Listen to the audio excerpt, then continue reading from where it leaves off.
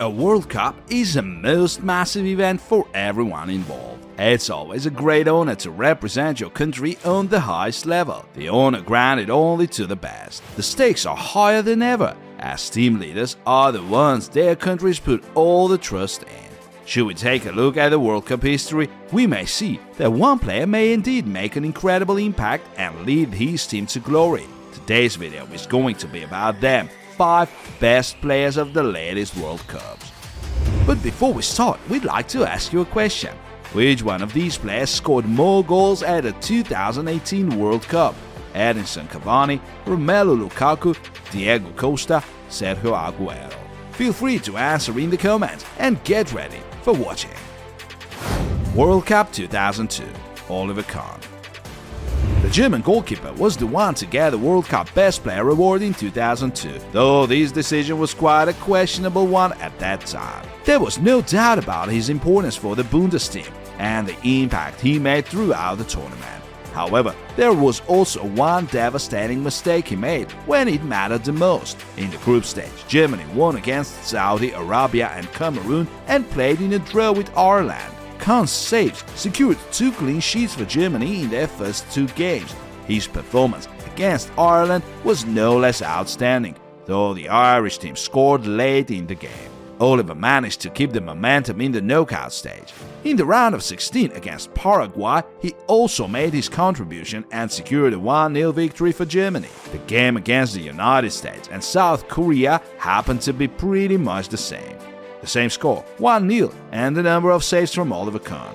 That's how Germany ended up in the World Cup final. Their rivals were to be Brazil, who were determined to win their 5th World Cup and make up for the disastrous 3-0 defeat against France 4 years before. And that day was a lucky one for the Brazilians, and that had a lot to do with Oliver Kahn's performance. In the middle of the second half, Kahn failed to catch Rivaldo's shot, and the ball rebounded to Ronaldo, who was quick to find the opener. That seemed to be quite a blow for Germany. 12 minutes later, R9 scored another one, and the game was pretty much over. That was Ronaldo's 8th goal of the tournament. It was mostly that World Cup performance that helped the Brazilian win the Ballon d'Or in 2002. And still, it wasn't enough to win the World Cup Best Player award. It went to Oliver Kahn instead, despite the mistake he made in the final. His overall performance, 5 clean sheets, and his spectacular saves outshone his mistake and brought him 2 personal awards: World Cup Best Player and Best Goalkeeper. World Cup 2006, Zinedine Zidane. Before the tournament started, Zidane announced his retirement. The Mundial in Germany was to become his final curtain call. Even though he wasn't that old, aged 34, the decision was made, as by that time Zizou had already won everything, both at the club and national level. That World Cup, however, didn't have the best of starts for Zidane and France. They didn't win once in the first 2 games against Switzerland and South Korea, and had to wait until the final round to get a 2-0 win against the outsider Togo, which was enough to finish second and advance. Their rivals in the round of 16 were Spain. France was considered the underdog, but defied the odds and won 3-1. Zidane was the one to finish it with his late goal that came in the 92nd minute. France were through into the quarterfinal and had to face the reigning champions Brazil. Zidane was the best player on the pitch that evening. It was his impact that helped Les Bleus make it into the next stage. In the 57th minute, Zidane took a free kick. His cross found Henry, and Thierry scored the winning goal. In the semi-final against Portugal, France didn't look like the better team at the beginning, but the penalty won by Henry changed everything. It was taken by Zidane, and he scored. France was through, and their opponents for the final game of the tournament were Italy. It was Zidane's last ever performance game and, ironically, one of the most dramatic matches of all time. France managed to score an early goal 7 minutes in. Zidane opened the scoring from the spot, but it didn't take long for Italy to make it all square with Marco Materazzi's header from the corner. 90 minutes failed to determine a winner, so the game went into overtime. And then, when there were no signs of trouble, Materazzi provoked Zidane, and the Frenchman fell for that and head-butted him. As Zizou later explained, Marco insulted his sister. But in any case, there was an outstandingly unprofessional move from Zidane, for which he got a red card. Left without their leader and captain, France didn't make it. Trezeguet missed his penalty and the World Cup trophy went to Italy. But even though France lost, Zidane was named the best player. Domenech's team football was mediocre, and it was mainly Zizou's quality that led them to the final. There were other players who might have deserved the award. Gianluigi Buffon, for example, was one of the reasons for such a brilliant campaign for Italy, as his goalkeeping was solid and consistent throughout the whole tournament.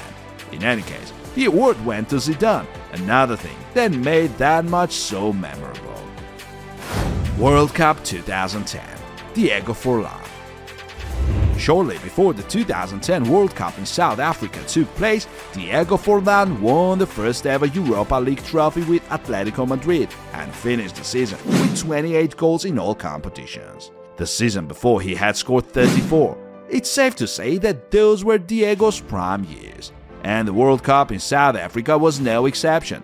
Forlán was still on fire. After a goalless draw against France, he scored a brace against the hosts, thus bringing 3 points to Uruguay with Oscar Tabarez in charge. On the final match day, Uruguay beat Mexico and finished first. After that, in the round of 16, they faced South Korea.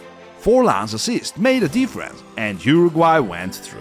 The quarter-final match against Ghana was probably the most dramatic game of the tournament. Saleh Muntari opened the scoring in the first half, but in the second half, Forlán's stunning free kick made it 1-1. So it finished and the game went into overtime. And when it was about to end, Luis Suarez played with his hand to save the goal. He was sent off and a penalty was awarded. But Asamoah Gyan, who took it, missed the goal, and the game was to be decided by a penalty shootout, which was a heartbreaking one for the African side. Uruguay went through. Forlán's shot was precise and helped his team advance into the semi-final, where they were to play against the Netherlands. It didn't start well for Uruguay. 18 minutes in, Giovanni van Bronckhorst, the left-back, scored, and the Netherlands were ahead. Late in the first half, it was Forlán's time to shine again. The scores were now level, but that time, Forlán's goal and his best efforts were not enough. Uruguay lost 2-3. That wasn't the end of their campaign though, as they were to play one more game against Germany for the World Cup bronze medals. Once again Forlán scored, but once again his team lost 2-3, so there were no medals for Uruguay. However, Diego Forlán's performance was notable enough to bring him an individual award, as he was named the best player of the tournament. He scored 5 goals, just like Sneijder, Villa and Müller, but eventually it was Diego to win it, as his goals always came at the right time and his impact for Uruguay was undeniable. World Cup 2014, Lionel Messi. The season preceding the World Cup in Brazil wasn't the best for Lionel Messi. He scored 41 goals and made 14 assists in all competitions, but that wasn't enough to win a single trophy, and that was a disaster for Barcelona. His national team wasn't among the favorites. Nobody really expected such a campaign from them. Messi managed to score in every of the 3 group stage games. He scored Argentina's second goal against Bosnia, which brought his team a 2-1 win. After that, there was a tough game against Iran, who stood firm in defense, but Messi was the one to score a late winner in the 91st minute. Then he scored a brace against Nigeria, as Argentina won 3-2. That was the last time Leo scored at that World Cup, but he kept showing his best qualities nevertheless. In the round of 16, Argentina faced Switzerland. 90 minutes ended in a draw, and it went into overtime. Both teams were getting ready for a penalty shootout, but then there came a counter-attack from Argentina. Messi passed the ball to Di Maria from outside the box. Di Maria sent it into the far corner, and Argentina were through. Their next rivals were Belgium with the likes of Courtois, Hazard, De Bruyne and Lukaku. Saberia's side triumphed once again. It was a very close game, but Higuaín's goal was the winning one. Argentina made it into the semis where they played the Netherlands. Louis van Gaal's team was without a doubt one of that tournament's discoveries. It finished 0-0, and a penalty shootout was to determine the finalist.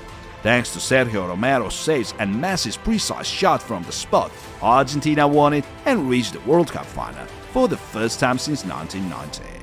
The final game of the tournament was Argentina versus Germany. that very Germany that annihilated Brazil 7-1. But Sabellia's players were made of sterner stuff and didn't concede a single goal throughout the 90 minutes. It was the third time in 4 games it all went into extra time, but this time the Argentines failed to hold on until the penalties. Mario Götze came in as a sub and scored a winner in the 113th minute, leaving Argentina heartbroken. That was probably the most disheartening defeat in Messi's career, but despite losing the final, Leo was named the best player of the tournament. As for now, there are all kinds of silverware in Messi's trophy room. The World Cup trophy is the only one lacking, and that is going to make Leo even more eager to prove himself once again in Qatar. World Cup 2018, Luka Modric. The Croatian was always among the fan favorites, but it was that World Cup that made his name bigger than ever before. Croatia, with Zlatko Dalic in charge, had a decent squad, but no one really expected them to go that far.